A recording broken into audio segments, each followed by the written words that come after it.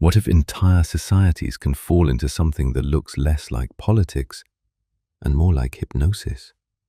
That's the idea behind the phrase mass formation psychosis, introduced by Belgian psychologist Mattias Desmet in his book, The Psychology of Totalitarianism.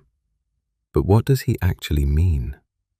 Desmet argues that mass formation emerges when four conditions are present in a society. First, widespread loneliness. Second, a loss of meaning in work and relationships. Third, free-floating anxiety, fear without a clear object. And fourth, free-floating frustration and aggression.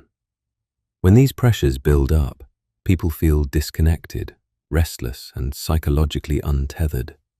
The anxiety is real, but it doesn't yet have a clear cause. Then a simple, powerful narrative appears. It names a threat. It explains the anxiety. It offers a strategy.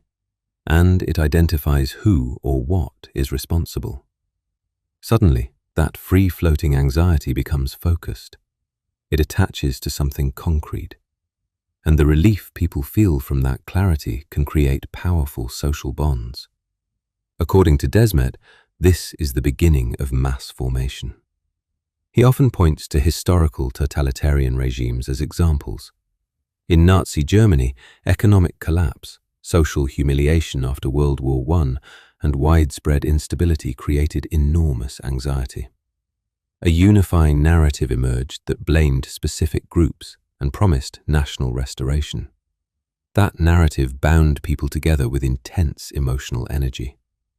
He also references Stalinist Russia, where isolation, fear, and ideological messaging created similar group dynamics. A population unified around a central story, intolerant of dissent. More recently, Desmet has argued that during the COVID-19 crisis, many societies displayed elements of mass formation.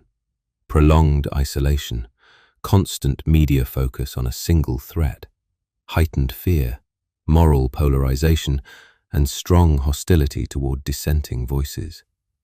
He emphasizes that this process does not require evil people. It requires a vulnerable population and a narrative strong enough to capture attention. Desmet compares the phenomenon to hypnosis. Attention narrows to one theme.